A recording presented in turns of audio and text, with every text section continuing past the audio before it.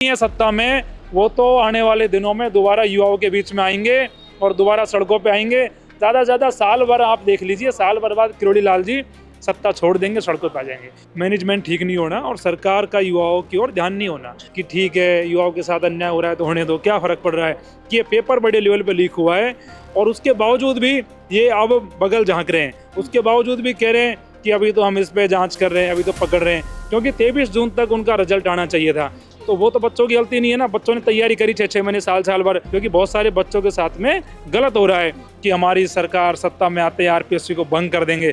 RPSC में एक बाबू नहीं बदला, अध्यक्ष इन पे लग नहीं पा रहा, उन्हीं लोगों से एग्जाम करा रहे हैं। कैसे मान ले कि ईमानदारी से काम हो रहा होगा? सरकार बस युवाओं को बेवकूफ़ बनाने का काम कर रही है। मैं कह रहा हूँ भजन लाल जी से कि आने वाले दिनों में बड़ी दिक्कतों का सामना करना पड़ेगा और 3 साल बाद फिर चुनाव आएंगे, इनकी 50 सीट भी राजस्थान में नहीं आएगी। आपने उस समय युवाओं को क्यों सपने दिखाए? हम शहीद स्मारक पर लड़ते रहे हनुमान बेनीवाल जी के साथ में, लेकिन विपक्ष कहाँ दिखा? सड़कों पर नहीं दिखा ना। आप बताओ मेरे को, 2 साल होने को है, 2 साल में कोई आंदोलन किया, कोई लड़ाई लड़ी? नहीं लड़ी। आपके गलत कार्यों के चलते आप आज सत्ता से बाहर हो। और मैं कह रहा हूँ बोलने के साथ साथ सड़कों पे आना चाहिए डोटासरा जी को, टीकाराम जूली जी को, सचिन पायलट जी को, तमाम जो कांग्रेस के दिग्गज नेता है, कांग्रेस में जितने भी लीडरशिप है, उनको सड़कों पे आके इस लड़ाई को लड़ना चाहिए। क्यों नहीं लड़ रहे?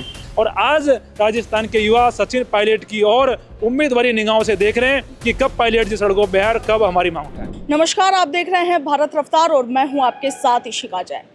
राजस्थान का युवा इन दिनों हताश और निराश नजर आ रहा है। कारण है पेपर लीक जैसी घटनाएं और उसके बाद में एक तरफ आप देखिए कि आरएस कैंडिडेट्स धरने प्रदर्शन पर बैठे हुए हैं। उनकी मांग है कि पहले रिजल्ट जो इंटरव्यू का है 2023 वाला उसे घोषित किया जाए और फिर 2024 का मेंस का एग्जाम करवाया जाए।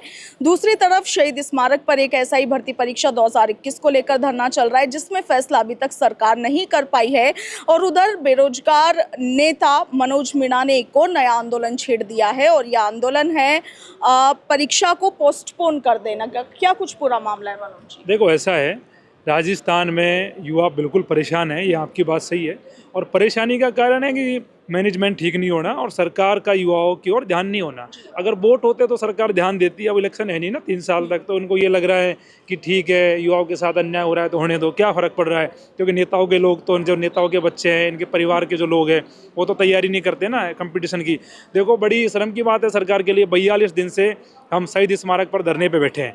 हम कह रहे हैं कि एसआई भर्ती को रद्द करो और उसमें इन्हीं की एजेंसियों द्वारा, इन्हीं की कमेटियों के द्वारा, इन्हीं के लोगों के द्वारा उन्होंने जांच कराई और उसमें स्पष्ट रूप से ये तय हो गया कि ये पेपर बड़े लेवल पे लीक हुआ है।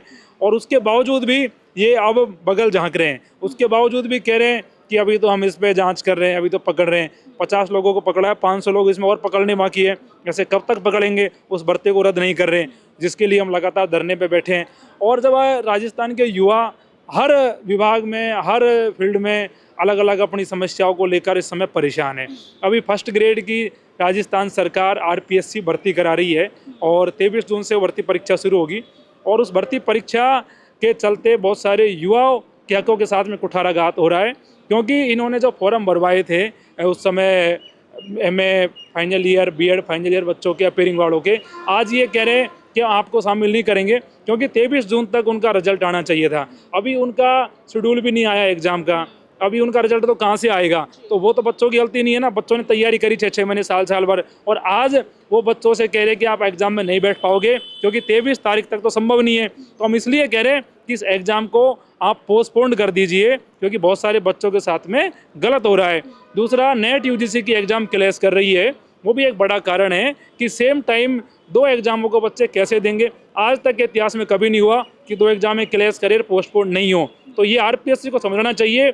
आरपीएससी ने पहले भी नेट यूजीसी के चलते एग्जाम पोस्टपोन करी है और नेट यूजीसी पूरे भारत में एग्जाम होती है, बड़ा प्रोग्राम है, लेकिन उसके बावजूद भी आरपीएससी अपनी हठधर्मिता पर सवार है और परीक्षा को पोस्टपोन नहीं कर रही है। लेकिन अभी हम इस मुद्दे को आज प्रेस वार्ता करके सरकार तक पहुंचाने का प्रयास कर रहे हैं और अब एक अभियान के थ्रू हम इसको आगे बढ़ाएंगे, जिसमें चिट्ठी लिखो अभियान, नेता पकड़ो अभियान, अधिकारी पकड़ो अभियान हम 3 दिन चलाएंगे। उसके बाद में हमें आंदोलन भी करना पड़ा तो आंदोलन भी करेंगे। और ये पूरे जो 6 लाख युवा है, जो एग्जाम दे रहे हैं, उन सब की मांग है कि एग्जाम स्थगित हो और बच्चों को समय मिले, नहीं तो ऐसा है 1,00,000-1,50,000 बच्चों के साथ में घोर अन्याय हो जाएगा। लेकिन मनोज जी, आप देखिए ना कि आरपीएससी पर तमाम तरीके के सवाल उठ रहे हैं, बार बार उठ रहे हैं, मगर फिर भी सरकार इस पर कुछ कर नहीं पा रही है। आरपीएससी के जो रामूराम रायका है उन पर आरोप है, इसके अलावा अन्य जो सदस्य हैं उन पर भी कहीं ना कहीं आरोप लगे हुए हैं, पर फिर भी इस पूरे मामले को लेकर सरकार कुछ कर नहीं पा रही है। देखो ऐसा है, आरोप तो रामूराम रायका जेल में है, बाबूलाल कटारा जेल में है। बड़े दुर्भाग्य की बात यह है कि राजस्थान आरपीएससी में कोई भी अभी तक में अध्यक्ष नहीं है ना, कार्यकारी अध्यक्ष बना रखा है। दूसरा, जो सरकार बनी थी उस समय भाजपा की, इन्होंने कहा आरपीएससी को भंग करेंगे। सीपी जोशी के बयान मुझे आज भी याद आते हैं, वो कहते थे उस समय लोकसभा में कि हमारी सरकार सत्ता में आते ही आरपीएससी को भंग कर देंगे। आरपीएससी में एक बाबू नहीं बदला, अध्यक्ष इन पे लग नहीं पा रहा, उन्हीं लोगों से एग्जाम करा रहे हैं। कैसे मान ले कि ईमानदारी से काम हो रहा होगा, क्योंकि लोग तो वही है, सिस्टम तो वही है। तो हम ये कह रहे हैं उसमें बदलाव करो, नए लोगों को लाओ, इसमें सुधार होना चाहिए और आरपीएससी को पुनः रिस्ट्रक्चर किया जाए। कोई बड़ा काम नहीं है, सरकार बस युवाओं को बेवकूफ़ बनाने का काम कर रही है।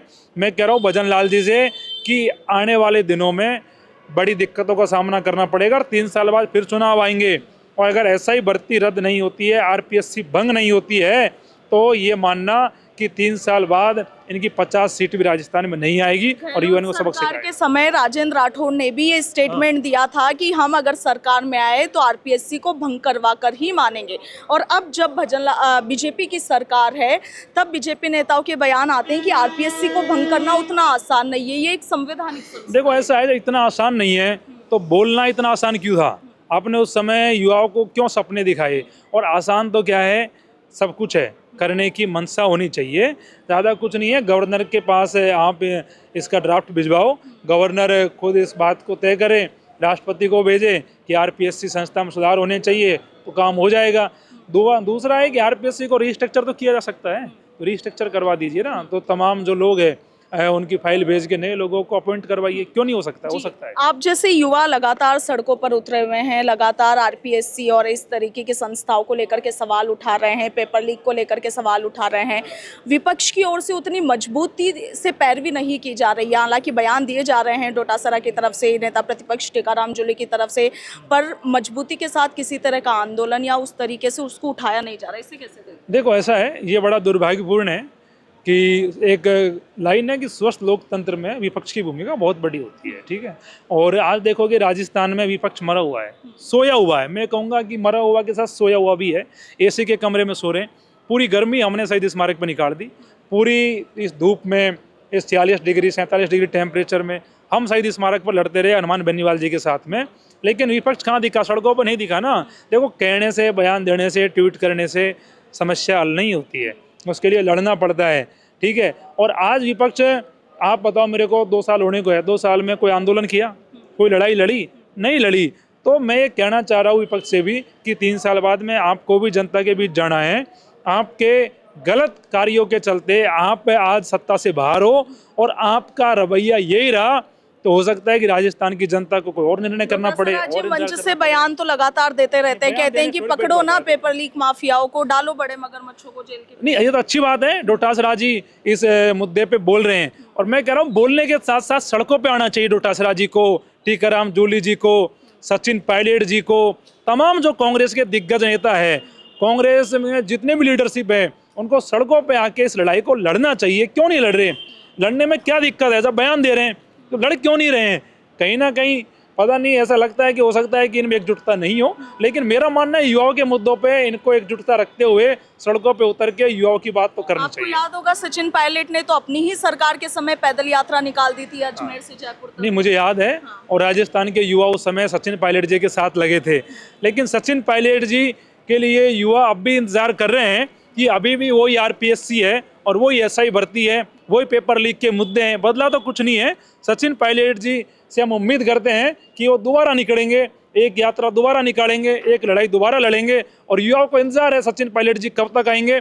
लेकिन सचिन पायलट जी को अब जल्द से जल्द सड़कों पे आना चाहिए, क्योंकि प्रदेश के युवा उनसे उम्मीद रखते हैं। क्योंकि उस समय कांग्रेस की सरकार में जब भ्रष्टाचार पेपर लीक हो रहे थे, तो उन्होंने बोलने की हिम्मत करी, एक यात्रा निकाली और पूरे प्रदेश में मैसेज दिया कि सचिन पायलट राजस्थान के युवाओं के साथ खड़ा है और आज राजस्थान के युवा सचिन पायलट की ओर उम्मीद भरी निगाहों से देख रहे हैं कि कब पायलट जी सड़कों पर आए, कब हमारी मांग उठाए। किरोड़ी लाल मीणा ने भी लंबी लड़ाई लड़ी थी अशोक गहलोत सरकार के वक्त, मगर अब जब उनसे ये एसआई भर्ती को लेकर के सवाल किया जाता है, उनका एक ही स्टेटमेंट होता है कि ये मामला भी कोर्ट में है, तो इस पर कुछ भी कहना ठीक नहीं है। देखो ऐसा है, किरोड़ी लाल जी ने हमारे साथ लड़ाई लड़ी है, इसमें कोई दो राय नहीं है। और 2021 के दिन मुझे ध्यान है, 2021 था, सितंबर का महीना था, शहीद स्मारक वो जगह थी जो आज बैठे हम 42 दिन से, वहीं किरोड़ी लाल जी के साथ बैठ के हम लड़ रहे थे। 4 दिन किरोड़ी लाल जी के साथ मैं ही था उस समय भी, और 4 दिन का आंदोलन हमने डेफर किया। उसके बाद यहीं प्रेस कॉन्फ्रेंस करके उस आंदोलन को उस समय ख़त्म किया था।